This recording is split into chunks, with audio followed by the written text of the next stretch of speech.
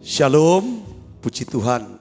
Kami rasakan doa yang luar biasa yang kita naikkan, saudara. Kita rasakan hadirat Tuhan yang begitu kuat. Nah, hari ini saya ingin bagikan tentang pertumbuhan pribadi. Jadi pentingnya mengalami pertumbuhan pribadi. Sebagai orang Kristen, pasti Tuhan ingin kita bertumbuh. Karena gak mungkin kita bisa berbuah kalau kita belum bertumbuh atau tidak punya kerinduan, tidak punya keinginan atau tidak punya target-target daripada pertumbuhan. Karena kita sudah belajar banyak hal tentang bahwa Allah ingin kita semua hidup dalam berkat dan hidup dalam kelimpahan. Nah, berkat yang Allah sediakan itu adalah kata berkat bukan cuma duit atau kekayaan, tapi berkat yang dimaksud di sini adalah secara utuh, secara keseluruhan. Yaitu ada 4 aspek, yaitu rohani, jasmani, hubungan sosial, dan keuangan, saudaraku. Jadi yang utama yang Tuhan inginkan adalah supaya saudara dan saya, kita sama-sama, saudara, mengalami yang namanya pertumbuhan rohani secara pribadi. Secara pribadi itu penting. Ketika saudara dan saya bisa bertumbuh secara rohani, ini yang menjadi menyenangkan Tuhan. Rasul Paulus, saudaraku, ketika dia memberitakan Injil di sepanjang hidupnya, saudaraku, dia tulis, saudaraku, ada satu kerinduan bagi dia, ya kan saudaraku, bahwa yang di dalam ini, manusia batini atau rohani dia, itu terus bertumbuh. Mari kita akan lihat Alkitab kita, saudaraku, dalam 2 Korintus 4 ayat 16 sampai 18, kita akan baca bersama-sama.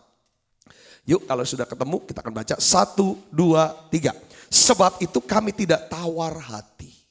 Tetapi meskipun manusia lahiriah kami merosot. Manusia lahiriah yang namanya makin tua. Manusia lahiriah kita bisa merosot, makin lemah maksudnya dia. Namun manusia batiniah kami diperbaharui dari sehari ke sehari. Jadi pertumbuhannya dari sehari ke sehari yang di dalam. Ya, ini yang harus kita inikan. Nanti kita akan bahas, ya kan, mengapa kita harus, saudara, diperbarui dari sehari ke sehari manusia batiniah kita. Kenapa kita harus mengalami pertumbuhan rohani secara pribadi setiap hari, saudaraku? Apa yang menghambat pertumbuhan? Ya, saudara. Dan bagaimana kita bisa mengalami pertumbuhan? Kita akan belajar. Rasul Paulus dia menjelaskan, sekalipun manusia ini merosot terus. Ya, dia ada duri dalam daging, matanya juga kabur. Dia karena banyak siksaan, ya, saudara, dicambuk, dilempar batu, banyak sakit, luka-luka dalam badan dia, saudaraku. Dia sadar itu. Tetapi ini tidak akan pernah bisa menghalangi dia. Dia bilang yang penting adalah yang di dalam, yang gak bisa disentuh orang, itu bagiannya dia dan Tuhan, saudaraku. Nah, kita lihat, dia jelaskan ayat 17, saudaraku. Apa yang kita baca yuk, 1, 2, 3. Sebab penderitaan ringan yang sekarang ini. Dia bilang penderitaan ringan. Kalau buat kita sih berat banget nih dia. Ya, mengerjakan bagi kami kemuliaan kekal yang melebihi segala-galanya. Jauh lebih besar daripada penderitaan kami. Jadi dia lihatnya jauh ke depan. Saudaraku, dia bisa tahan menderita karena dia bisa melihat yang ke depan. Ada kemuliaan. Sebab apa, saudara? Kami tidak memperhatikan yang kelihatan, melainkan yang tidak kelihatan. Karena yang kelihatan adalah sementara, sedangkan yang tidak kelihatan adalah kekal. Jadi ini dasarnya natsnya. Di dalam Kolose 2 ayat 6 dan 7, Rasul Paulus juga jelaskan lagi begini, saudaraku. Kita baca yuk, 1, 2, 3. Kamu telah menerima Kristus Yesus Tuhan kita. Karena itu hendaklah hidupmu tetap di dalam dia. Tetap di dalam dia, kita udah tahu ya. Kata tetap atau tinggal dalam dia yaitu apa? Intimacy, dependency, dan apa? Obedience. 3 hal. Ya kan? Intim, bergantung, dan taat. Tetap dalam dia. Terus ayat yang ke-7. Hendaklah kamu apa? Berakar di dalam dia. Apa artinya tadi berakar dalam dia? Segala sesuatu yang menggerakkan kita adalah siapa? Roh Kudus, Roh Tuhan, dan firman. Bukan ketakutan, saudara, bukan yang ngedrive kita adalah untuk jadi populer, untuk jadi kaya. Yang mendrive kita, yang mendorong kita untuk mengambil keputusan, untuk bertindak adalah siapa? Tuhan dan firman-Nya. Itu ada berakar-akarnya, dasarnya, fondasinya saudaraku. Apapun alasan yang kita mau kerjakan, apapun alasan yang kita mau omong, alasannya satu-satu karena Tuhan. Nama Tuhan dipermuliakan. Firman Tuhan, itu namanya berakar. Katakan amin saudaraku. Berakar dalam dia dan dibangun di atas dia. Dari dia. Ya kan? Dan hendaklah kamu Bapak bertambah teguh dalam iman yang telah diajarkan kepadamu. Hendaklah hatimu melimpah dengan syukur. Itu kayak hati yang melimpah dengan syukur itu seperti kayak apa? Seperti apa? Disiram dengan air. Jadi seger. Dikasih lagi pupuk saudara. Itu yang namanya ucapan syukur. Nah sekarang bagaimana caranya? Saudara, kenapa kita harus mengalami yang namanya pertumbuhan pribadi? Kenapa kita harus mengalami pertumbuhan pribadi? Coba kita lihat ya, di sini saudara. Pertama, ya kan? Kita mau mengalami pertumbuhan pribadi, yaitu ya kan? Kalau kita bertumbuh secara pribadi, kita akan menjadi orang apa saudara? Orang yang berbahagia. Ya, Amsal 3:13 katakan begini saudaraku. Berbahagialah orang yang mendapat hikmat. Orang yang memperoleh kepandaian. Katakan amin. Jadi bertumbuhnya di sini apa? Dalam hikmat dong. Yang di dalam ya saudaraku. Ya, bertumbuh dalam kepandaian. Kita akan berbahagia. Karena hikmat ini yang membuat kita sukses. Saudaraku saudara. Yang penting untuk sukses adalah apa? Untuk berhasil adalah hikmat. Pengkhotbah 10 katakan. Saudaraku. Jadi kalau saudara saya bertumbuh apanya? Hikmat dan kecerdasannya. Ini makin bijak dia nih. Ini makin pinter nih dia nih. Saudaraku. Maka dia akan berbahagia. Indonesia nih kita butuh ya orang Kristen khususnya. Dan kita harus kasih pembelajaran kepada tetangga kita itu harus dibukain pikirannya. Saudaraku, karena gini ya kan, kebodohan, ketidaktahuan, masa bodoh, wah itu ladang subur. Buat apa? Buat iblis untuk menghancurkan. Saudara, kemiskinan, kejahatan, radikalisme, semuanya. Saudara, itu benih-benih itu ditabur dari apa? Dari kebodohan. Ya kan, ketidaktahuan, masa bodoh. Nah ini saudara, tetapi ketika saudara dan saya mau bertumbuh, saya mau bertumbuh artinya kita ingin bertumbuh dalam apa? Hikmat dan pengetahuan, maka kita akan menjadi orang yang apa? Berbahagia. Katakan amin. Yang kedua, saudara, kalau kita mengalami pertumbuhan secara pribadi, maka kita akan mendapat banyak berkat. Saudara akan mendapat banyak berkat kalau bertumbuh. Ya, Amsal 28 ayat 20 katakan begini, orang yang dapat dipercaya mendapat banyak berkat, tetapi orang yang ingin cepat menjadi kaya tidak akan luput dari hukuman. Katakan amin saudara, orang yang dapat dipercaya. Nah ini yang saudara bisa bertumbuhnya dari apa? Bisa dipercaya. Harus bertumbuh, pertama bertumbuh dalam hikmat dan pengetahuan. Supaya saudara bisa berbahagia. Kenapa harus bertumbuh? Karena supaya kita bisa berbahagia. Ya kan? Kita akan bisa mendapat banyak berkat kalau kita bisa dipercaya. Untuk bisa dipercaya, otomatis saudara harus penuh hikmat dan pengetahuan. Jujur. Katakan amin saudaraku. Ya kan? Jujur dan juga cerdas, terampil. Nah di sini, ya kan, jangan ngejar mau cepat kaya, tapi coba kejar, yang kita kejar adalah apa saudara? Dapat dipercaya. Katakan amin saudara.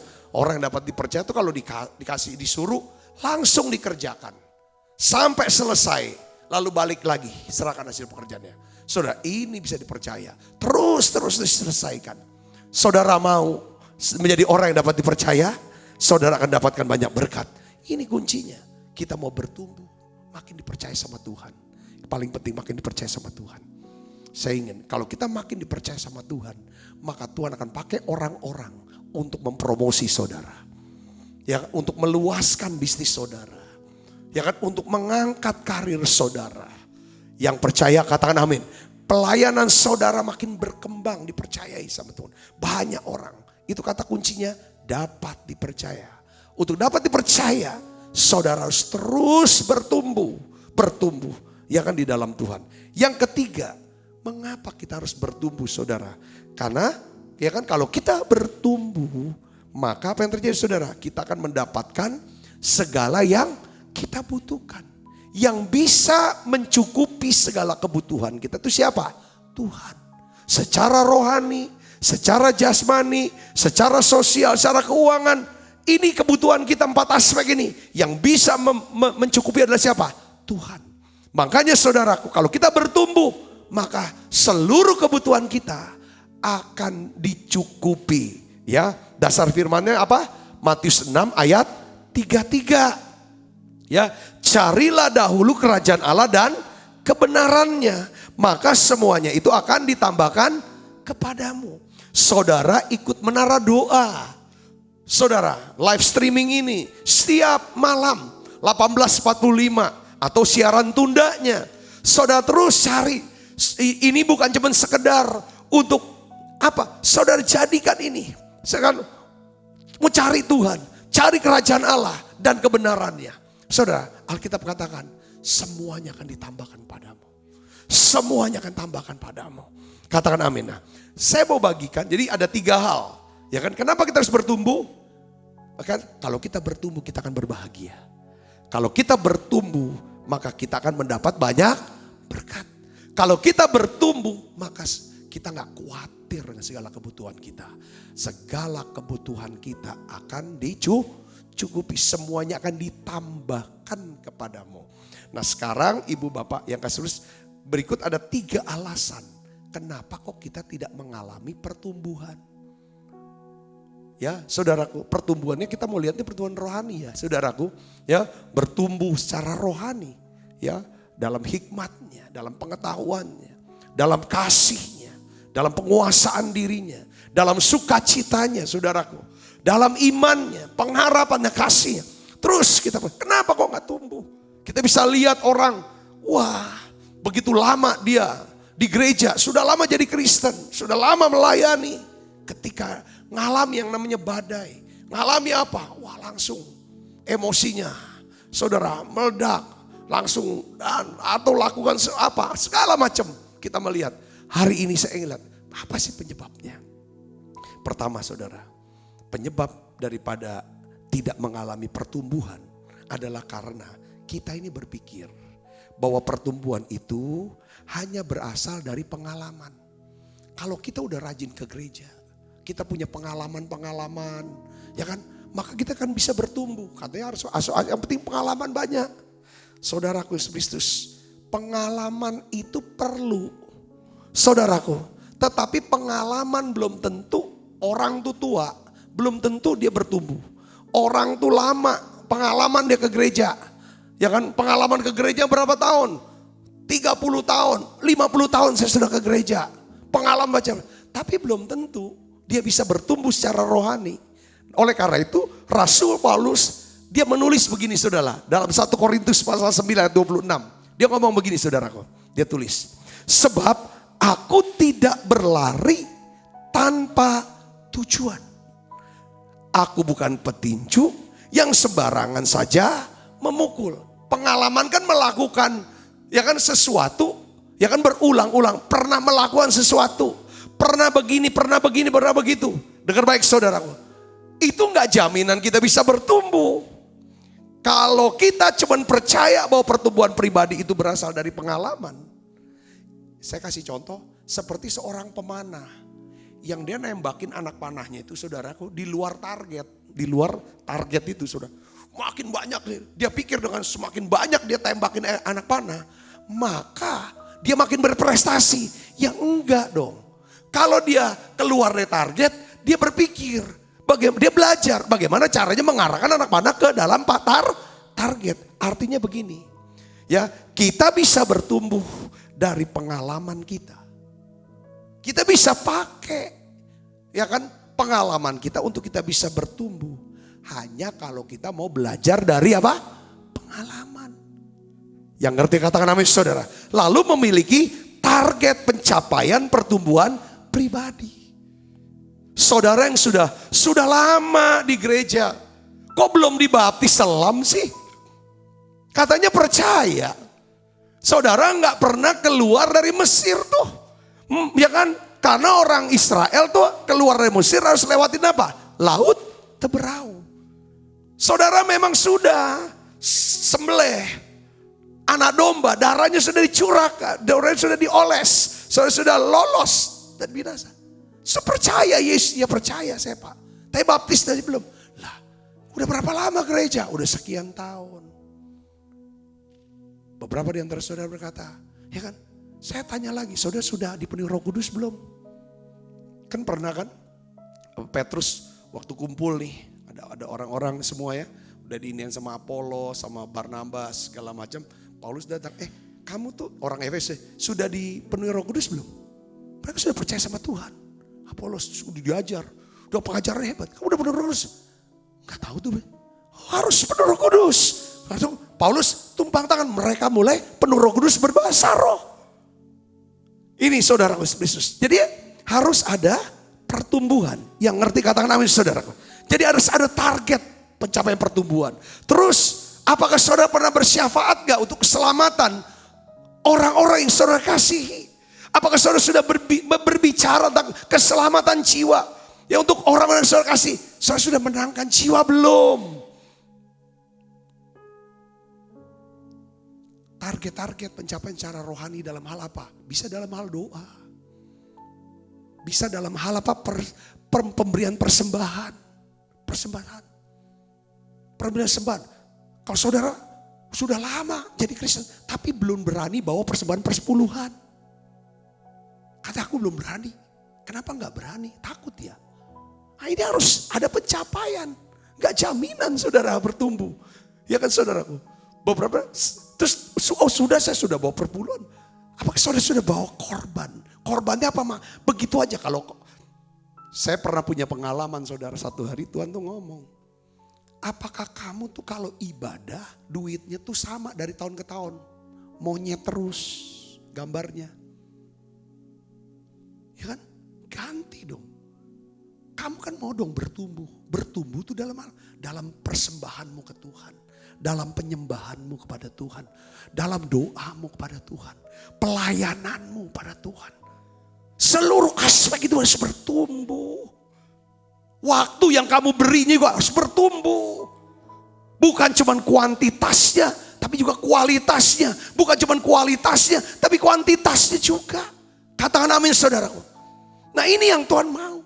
Apa cuma mau gitu-gitu aja? Tuhan tuntut. Saudaraku, enggak bisa. Kita tidak bisa bertumbuh ngandalin pengalaman. Orang kalau cuma pengalaman jadi sopir, terus jadi sopir saudaraku. Sampai pensiun dia sopir. Tapi kalau seandainya dia sehari ini jadi sopir, dia belajar dari bos dia bagaimana mengelola duit. Saudaraku, lalu saudara tahu nggak, Li Ka-shing katanya ada cerita nih. Li Ka-shing itu adalah salah seorang terkaya di Hong Kong, saudaraku. Ya kan, dia punya dia seorang investor. Dia kan suka saham, dia main saham segala macam. Saham mana yang ini dia beli, nanti dia jual, dia beli, dia jual. Saudara tahu nggak? Supirnya ini, saudaraku, dia tuh jadi sopir. Tapi saudara penghasilannya, saudara mungkin lebih banyak daripada direktur keuangan, direkturnya Li Ka-shing. Kenapa? Saudaraku, dia setiap kali dia nyetir dia denger Li Ka-shing lagi ngomong tentang saham mana yang lagi naik, mana yang harus dibeli, mana yang lagi turun, mana yang dijual makin. Saudaraku, sampai hari dia ngomong, saya bisa dapat tabungan ini, yaitu apa? Dari gaji saya sisihkan.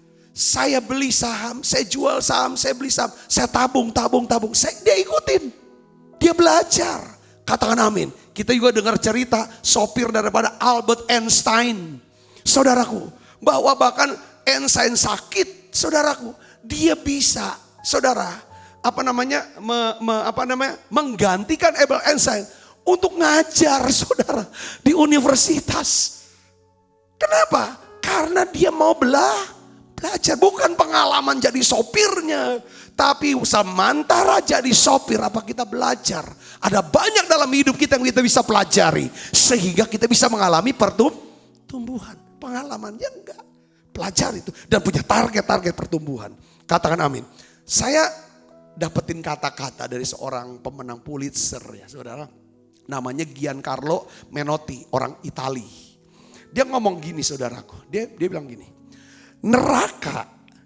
Neraka itu dimulai pada hari di mana Tuhan memberi kita visi yang begitu jelas tentang semua yang mungkin dan bisa kita capai, saudara. Namun kita tidak mau, kata maunya ini hilang, tapi kita tidak mau mencapainya. Kasih karunia Tuhan yang kita sia-siakan.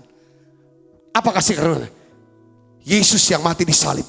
Karena begitu besar kasih Allah akan dunia ini, dia karuniakan anak itu. Itulah kasih karunia Allah. Disia-siakan. Dan apa? Semua yang harusnya kita lakukan, tetapi kita tidak lakukan. Itu yang namanya neraka, saudaraku Yesus Kristus. Jadi ya pengalaman aja enggak jamin kita bertumbuh. Tapi kalau kita mau belajar dari pengalaman, lalu kita punya pencapaian-pencapaian, ada target pencapaian, saya percaya kita akan mengalami pertumbuhan. Yang percaya katakan amin. Yang kedua, kenapa orang tidak mengalami yang namanya pertumbuhan, saudaraku? Ya jadi pendeta aja, kalau nggak pernah belajar, selesai belajarnya tuh setelah lulus sekolah teologi ya udah ketinggalan. Zaman sekarang banyak hamba Tuhan yang kita udah bisa belajar. Dia kan banyak buku-buku, komentari-komentari.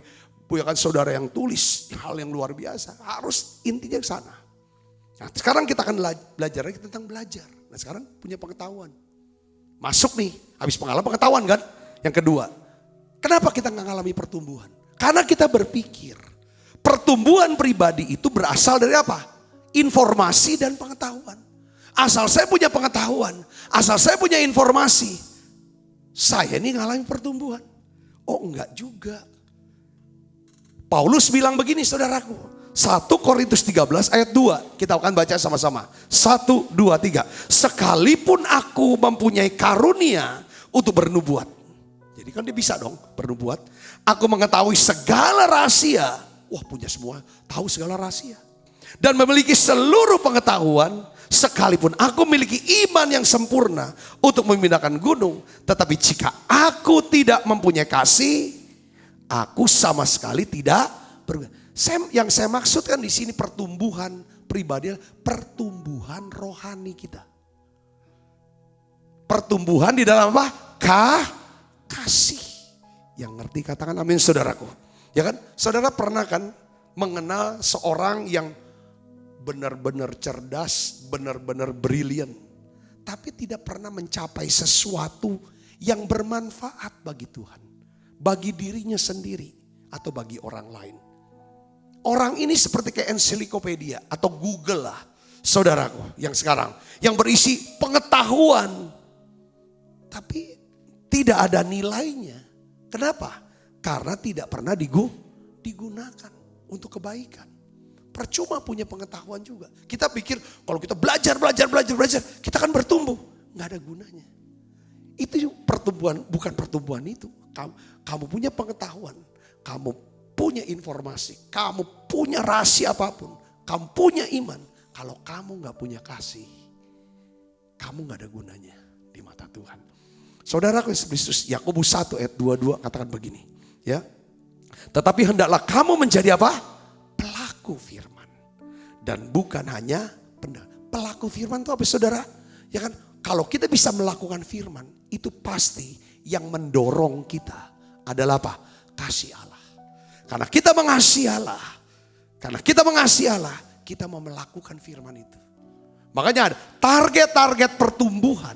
Yang tadi saya sebut, oh sudah baptis Islam belum? Sudah bawa perpuluhan belum? Sudah melayani belum? Sudah bisa bersyafaat belum? Sudah bisa korban belum? Itu semua adalah pelaku firman. Dan kita bisa melakukan firman kalau kita punya kasih Allah.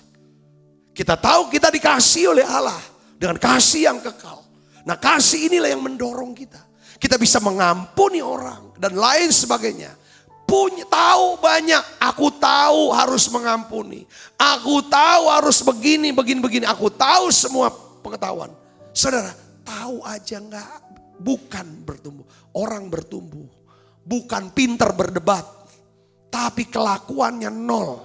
Saudaraku, tapi saudara yang maksudnya bertumbuh di sini adalah dia tahu firman, dia lakukan firman Tuhan itu. Yang mengerti katakan amin saudaraku. Jadi hambatan terbesar bagi pertumbuhan pribadi bukan ketidaktahuan. Nah sekarang masuk, bukan cuma tidak tahu. Saudara, bukan karena tidak tahu. Punya pengetahuan tetapi tidak punya tindakan apa? Kasih. Saudaraku, Indonesia ini butuh ini. Bangsa-bangsa butuh. Saudaraku, sekarang dunia ini dunia rusak. Itu karena ada keserakahan. Keserakahan sama harta, kesakrakan dengan kekuasaan, kesombongan, segala macam. Ini yang merusak saudara. Kita lihat hari-hari di pemandangan-pemandangan yang, aduh saudaraku, orang bisa jahat, ngomong jahat, berbuat jahat, bisa lakukan hal ini. Hanya karena apa? Pinter, saudara pinter, tapi tidak bisa melakukan. Saya berdoa, biarlah saudaraku yang Yesus, saudara dan saya, kita semua kita mau bertumbuh. Katakan amin saudara. Bertumbuh di dalam kasih Kristus yang di dalam nih. Yang ketiga, kenapa? Apa hambatannya? Yang ketiga, saudaraku, mengalami pertumbuhan. Ya kan kita pikir bahwa pertumbuhan pribadi itu bisa terjadi secara otomatis. Gak bisa. Harus ada harga yang harus dibayar saudaraku. Untuk bisa bertumbuh. Saudaraku, dulu saudara saya beberapa waktu yang lalu kami ketemu saudara video yang terus ada kaset video. Rupanya ada orang ngerekam khotbah saya di tahun 1999. Saya dengerin lagi khotbah saya tuh geli gitu kayak aduh yo gitu ya. Dulu saya khotbahnya seperti itu ya. Sampai istri bilang, iya dulu kamu khotbahnya kayak becicilan kayak begini. Sekarang rada tenang gitu. Saudara bilang, iya ya. Terus ya segala macam gitu. Ya kan? Oh, puji Tuhan. Rupanya di sini kita melihat ada apa? Pertumbuhan. Kamu lebih tenang. Iya, ya lebih tenang kan mungkin lebih tua, udah tua. Tapi tua nggak jaminan, tua kan bicara pengalaman. Iya kan ada juga orang tua becicilan juga. Ya cuman gayanya yang ini gitu. Ini penting saudaraku. Jadi tidak bertumbuh tuh tidak secara otomatis. Hanya karena kita sudah lama jadi pendeta kita bertumbuh enggak. Saudaraku. Ya saya mau jelasin begini. Ini bedanya gini. Ya. Ketika kita masih anak-anak. Kita bisa bertumbuh secara alamiah. Saya bilang secara otomatis.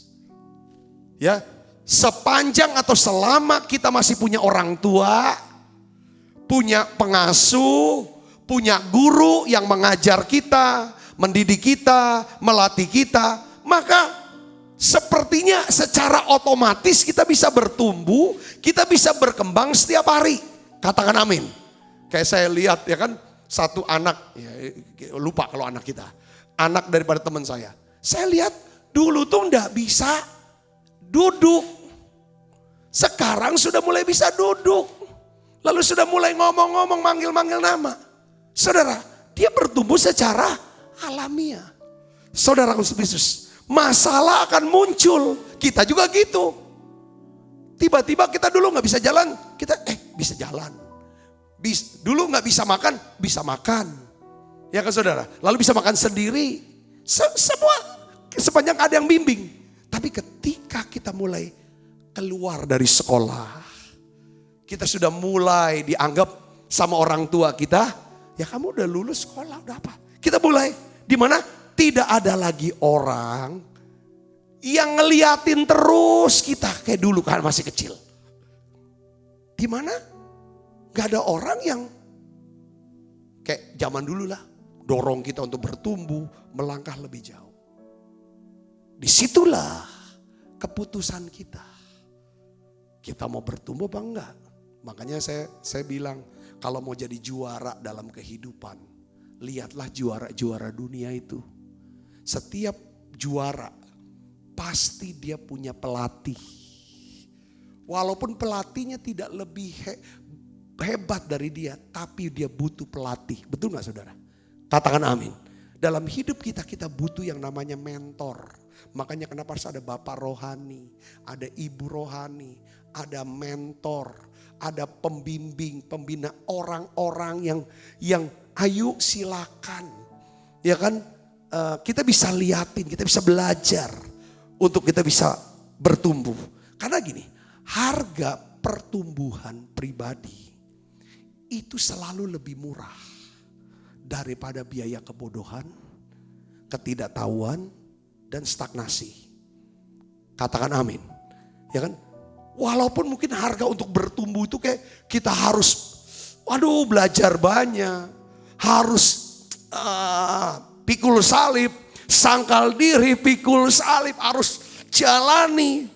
Tapi harganya masih jauh lebih murah ketimbang kita gak mau belajar.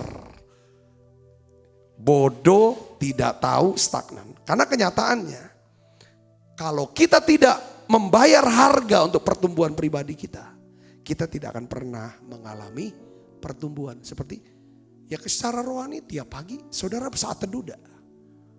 Setiap minggu saudara ikut ibadah enggak? Itu saudara baca enggak buku-buku, baca enggak buku-buku rohani selain baca Alkitab? Masih enggak? Nah ini harga-harga yang di luar daripada itu. Nah sekarang saya mau tutup dengan ada 4 faktor yang dibutuhkan untuk bisa bertumbuh. Ini gak bisa lepas. Ada 4 faktor saudaraku. Yang pertama, kita tahu, kita lihat aja dah yang namanya apa saudaraku? Makhluk hidup. Butuh, ya setiap makhluk hidup. Saudara, entah itu yang namanya ikan, entah itu yang namanya binatang, entah itu namanya tumbuh-tumbuhan. Begitu pun juga dengan manusia. Setiap kita harus berada di lingkungan hidup yang tepat. Katakan amin saudaraku. Kita harus ada di lingkungan hidup yang tepat.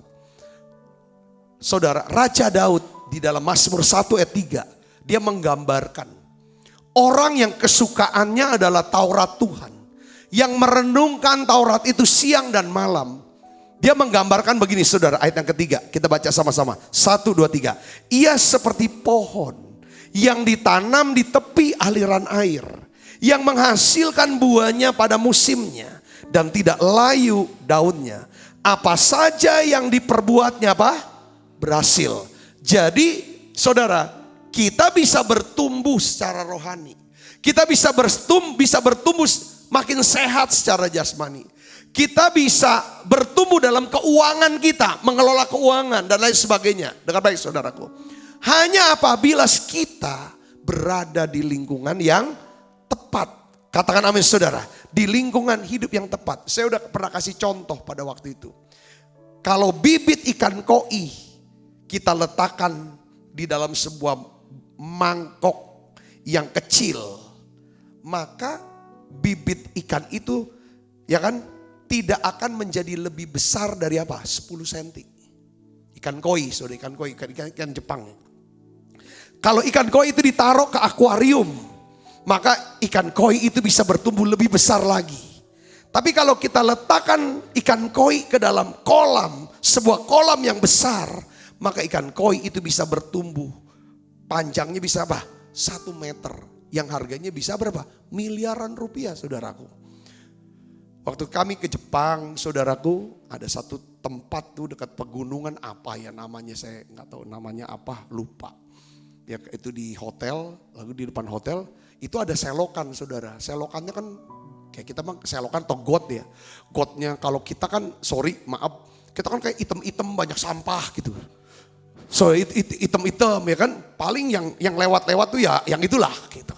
Saya nggak bisa jelaskan saudaraku ya kan, ya segala macam.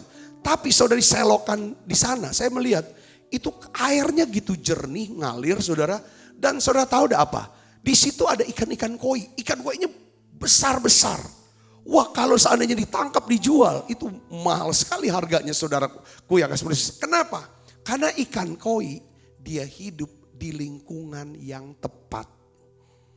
Saudaraku, prinsip yang sama juga berlaku dalam hidup kita. Kalau kita menghabiskan waktu dengan orang-orang yang tepat, di tempat yang tepat, kita melakukan hal yang benar, dengar baik saudara, maka kita bisa bertumbuh dan berkembang di dalam segala aspek daripada kehidupan kita. Lingkungan saudara, coba lihat saudara. Kalau saudara, ada bilang, Pak memang aku kerja ya, ini gaji lebih besar, tapi aku gak damai sekali. Orang-orangnya begini, waduh gak tahan. Nah sekarang nasihatnya adalah, apakah kamu bisa gak jadi terang buat mereka, mempengaruhi mereka. Damai sejahtera tetap ada, tapi kamu bisa mempengaruhi mereka. Kamu bisa gak jadi garam? Ya kan, kalau tidak bisa, kamu harus berdoa. Seperti Lot, saudaraku Yesus Kristus. Ya, Lot, dia orang benar. Tapi dia hidup di tengah-tengah orang fasik. Akhirnya Lot itu menderita jiwanya saudaraku. Sepertinya dia ingin dapatkan harta yang lebih banyak. Karena itu daerah subur. Tapi saudara lihat sini ujungnya apa? Lot, saudara, seluruh harta kekayaannya habis. Istrinya saudara jadi tiang garam. 2 anaknya orang fasik. Karena bergaul di lingkungan orang, tinggal di orang fasik. Cuma dia orang benar. Saudaraku, jadi kalau untuk mau bertumbuh, saudara harus tahu. Coba lihat lingkungannya. Saudara punya tanaman. Saudara lihat kalau tanaman ini gak bertumbuh, bahkan nanti ujungnya akan mati. Saudara harus tahu bahwa tanah tempat ini mungkin gak cocok lingkungannya. Itu dia harus dipindahkan di tempat yang lain. Yang ngerti katakannya lingkungan. Perhatikan juga lingkungan anak-anak kita. Makanya sering saya doa, sering saya omong sama anak-anak muda. Kamu kalau mau menikah dengan calon kamu, pastikan dia tuh ada di lingkungan yang mana, lingkungan pergaulannya. Komunitas calon kamu tuh komunitas apa? Kalau komunitasnya narkoba, walaupun di mata kamu dia bukan pecandu narkoba, hati-hati. Ini contoh-contoh yang sebenarnya. Tapi kalau dia komunitasnya adalah para hamba Tuhan, orang-orang cerdas, orang takut Tuhan, udah. Ini dari situ pergaulan yang buruk merusak kebiasaan yang baik. Itu Alkitab katakan. Pertama itu bertumbuh. Saya bisa bertumbuh lingkungan. Kalau lingkungannya seperti orang baik tapi ngomongnya negatif terus tentang Tuhan, tentang gereja, tentang hamba Tuhan, saudara punya iman menderita. Katakan amin saudaraku. Kelihatannya wah satu nih sesama pengusaha, sesama mungkin orang-orang. Lihat lingkungannya saudaraku. Kalau itu terus diomongin lama-lama. Yang kedua, ya saudara, bagaimana cara itu bisa bertumbuh? Kita harus berfokus kepada Kristus. Fokus kalau bertumbuh, fokus pada Kristus. Ya, Paulus berkata gini dalam 2 Korintus 4, 17-18. Sebab penderitaan ringan yang sekarang ini mengerjakan bagi kami kemuliaan kekal yang melebihi segala-galanya, jauh lebih besar daripada penderitaan kami. Perhatikan, sebab kami tidak memperhatikan yang kelihatan, melainkan yang tidak kelihatan. Karena yang kelihatan adalah sementara, sedangkan yang tidak kelihatan adalah kekal. Rasul Paulus, dia menghadapi penderitaan, pencobaan saudara, kesukaran dalam memberitakan Injil. Dia tahu bahwa semuanya itu suatu saat akan berlalu. Ya kan? Dan dia akan dapatkan ketentraman dan upah di sorga.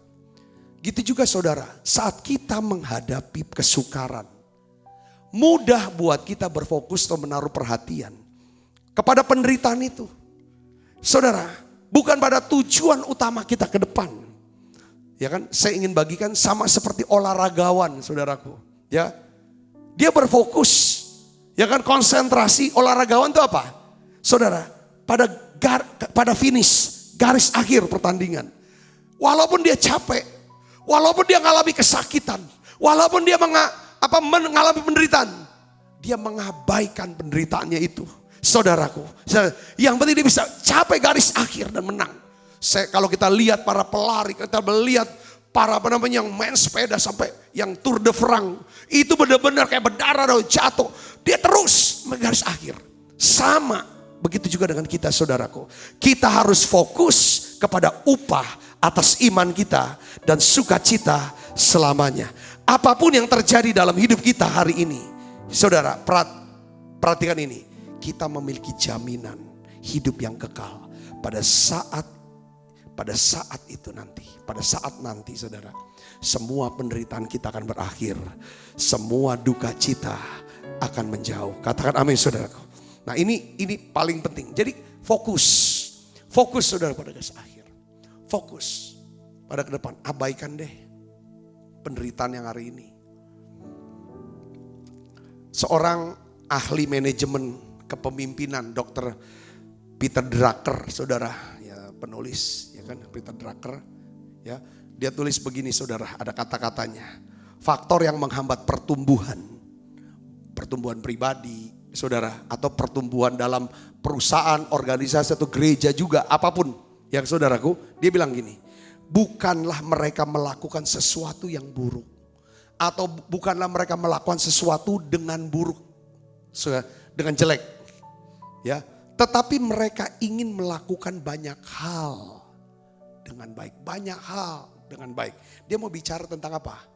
Kunci pertumbuhan itu adalah apa? Fokus untuk satu hal. Katakan amin, saudara. Thomas Alva Edison menegaskan ini sebenarnya. Dia bisa jadi penemu banyak temuan-temuannya. Bola lampu lah, aki, baterai untuk itu, saudara. Banyak.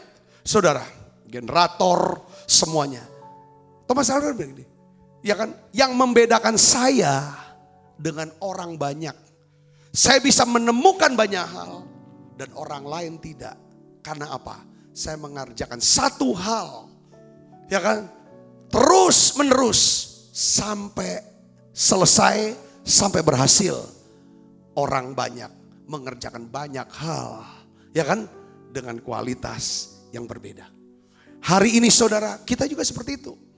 Kami coba pelayanan kami, ya, pelayanan kami hanya doa, pujian, penyembahan, ya kan, hadirat Allah, ya kan, healing, itu aja. Saya cuma itu aja. Beritakan Injil, fokus pada Kristus. Kita nggak mau melebar kemana-mana. Saya melihat ketika kita mulai fokus, saudara, disitulah kuasa Allah, pengurapan makin dahsyat dalam hidup kita. Katakan amin. Yang ketiga, kalau kita ingin bertumbuh, kita harus siap, sedia mengalami perubahan. Katakan amin, saudara. Kita nggak mungkin bisa bertumbuh kalau kita tidak mau berubah. Saudara, oleh karena itu kita tahu, ya saudara, kalau kita mau bertumbuh kita harus berubah.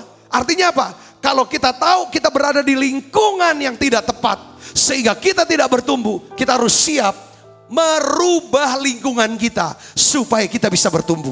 Katakan amin, saudara. Kalau selama ini kita mau lakukan banyak hal, saudara, tapi tidak bertumbuh, lakukan satu hal saja. Pada hari itu sampai selesai, maka saya percaya saudara akan bertumbuh. Berubah, saudara, karena berubah itu berat. Berubah itu sulit karena kita nggak biasa dengan sesuatu yang baru. Tapi ketika saudara mau bertumbuh, saudara dan saya harus berubah. Katakan amin, saudara. Yang keempat, jalani dan nikmati daripada hidup saudara. Dengan apa? Mengucap syukur. Jadi saudara harus bisa menikmati perjalanan hidup Anda dengan penuh sukacita dan ucapan syukur kepada Tuhan. Ayatnya adalah ini, saudara. 1 Tesalonika 5 ayat 16-18. Bersukacitalah senantiasa. Tetaplah berdoa, mengucap syukurlah dalam segala hal. Sebab itulah yang dikehendaki Allah di dalam Kristus Yesus bagi kamu. Apakah saudara mau mengalami pertumbuhan? Saudara bertumbuh? Kalau ya kan, apa saudara enggak lah? diomongin, mau tersinggung, mau marah. Kita orang ngomong bukan untuk didengerin dan dimengerti, tapi untuk dijawab. Karena punya ini. Kita coba belajar. Ada sisi-sisi saya duduk, bahkan banyak duduk diam. Tuhan, ini aku Tuhan. Aku ingin bertumbuh Tuhan secara rohani. Aku ingin tumbuh. Kalau saudara bisa bertumbuh, dengar baik. Saudara akan menjadi orang yang apa? Berbahagia. Saudara akan mendapat banyak berkat. Apapun kebutuhan saudara, ya kan? Baik secara rohani, jasmani, sosial, dan keuangan. Tuhan akan cukupi kalau saudara mau bertumbuh. Hari ini saya berdoa, kita sama-sama bertumbuh. Terbukti saudara ada di menara doa ini. Terus berkata,